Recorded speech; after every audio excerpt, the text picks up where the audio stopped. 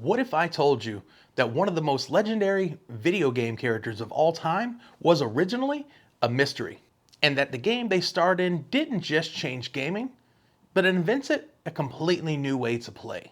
Today, we're diving into the history of Metroid, the 1986 NES classic that redefined exploration, isolation, and non-linear gameplay, from its development at R&D 1 to its groundbreaking mechanics. This is the story of how Metroid became a genre-defining masterpiece with a twist that left players shocked in the 80s. Let's get started. Metroid hit the scene in 1986 and changed the gaming landscape with its eerie atmosphere and groundbreaking design. In an era dominated by straightforward platformers, Metroid dropped players into a labyrinthine alien world. No map, no hand-holding, just you, your wits, and a mysterious bounty hunter in a power suit. Developed by Nintendo's R&D 1 team, this NES classic introduced the thrill of non-linear exploration, backtracking with your new power-ups, and an atmosphere so moody and suspenseful that it felt like no game before. Today we'll journey through Metroid's creation, its 1986 release and reception, the innovative gameplay mechanics it pioneered, and how it gave birth to the Metroidvania genre. In the mid-80s, Nintendo's Research and Development 1 was tasked with creating a game that combined action, adventure, and exploration. Led by Gunpei Yokoi, the team wanted something different from the traditional side-scrollers of the time. Their goal? A vast, interconnected world where players wouldn't just go from point A to point B. Instead, they'd have to backtrack, explore, and find new paths by unlocking new abilities, something never before seen in console gaming. They drew inspiration from sci-fi films, particularly Ridley Scott's Alien. The game's atmosphere, hostile environments, and mysterious creatures all took cues from the film's dark, suspenseful tone. In fact, one of Metroid's main bosses, Ridley, is directly named after Alien's director, Ridley Scott. Early on, the game was internally called Space Hunter, but the developers later merged two words, Metro, for its underground maze-like setting, and Android, for Samus's robotic-looking power suit. Thus, Metroid was born. What made Metroid so different from other games of its time?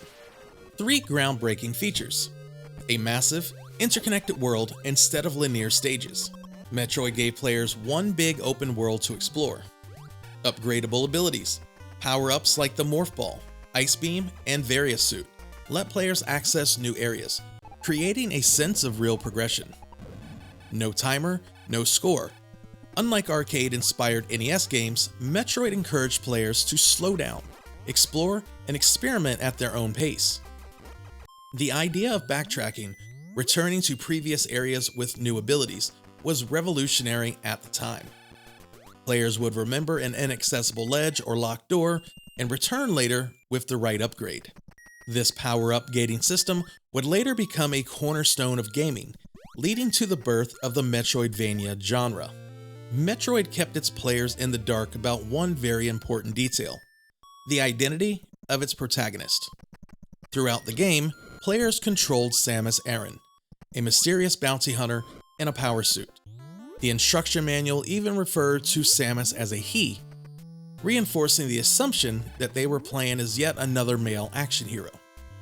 But if you managed to beat the game quickly, you were in for a shocking surprise. Samus removed her helmet to reveal she was a woman all along. This twist shattered gaming norms. At a time when female characters were typically damsels in distress, Samus proved that women could be the hero, the warrior, the ultimate badass. Nintendo even rewarded players based on their completion time. Over 5 hours, Samus just removed her helmet. Under 3 hours, she appears in a leotard, confirming her identity. The fastest players, Samus stands completely out of her suit, showing that she was more than just an armored warrior. This legendary reveal made Samus one of gaming's first female protagonists, and her impact on the representation in gaming is still felt today.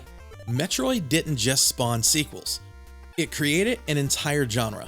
Today we call it the Metroidvania formula, a non-linear world where exploration and backtracking are key.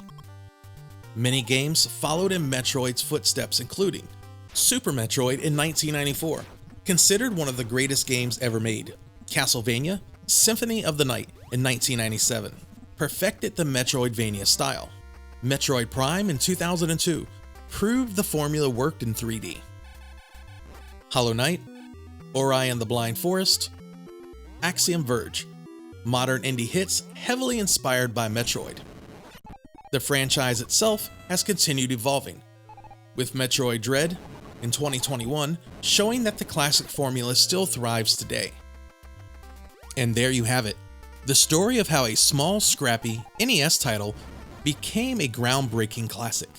Metroid for the NES delivered something truly unique in 1986, a game that dared to drop players into a dark, convoluted maze and said, explore.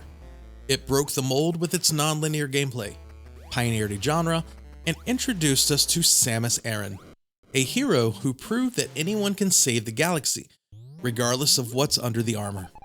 The game's development was fueled by creativity and clever problem solving. Its release was met with praise and wonder, and its influence has only grown over time. Whether you're a veteran who memorized every passage of Zebes, or a newcomer curious about where the Metroidvania phenomena began, the original Metroid remains a must-know piece of gaming history.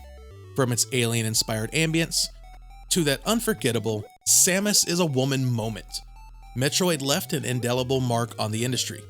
It spawned numerous sequels and a dedicated fan base, and even after 3.5 decades, developers still look to its design for inspiration.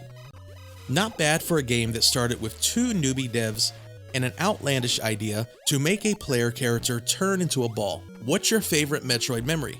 Did you play it back in the day? Or maybe you discovered it later through something like Zero Mission or an emulator? Let us know in the comments. If you enjoyed this dive into gaming history, be sure to give it a thumbs up and subscribe for more videos on the classics that shaped the industry.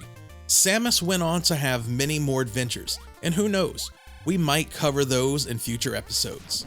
Until next time, this is Rex signing off. Keep exploring, power up, and never be afraid to venture into uncharted territory. In the words of Chozo, journey peacefully and blow up Mother Brain. Thanks for watching, and see you soon.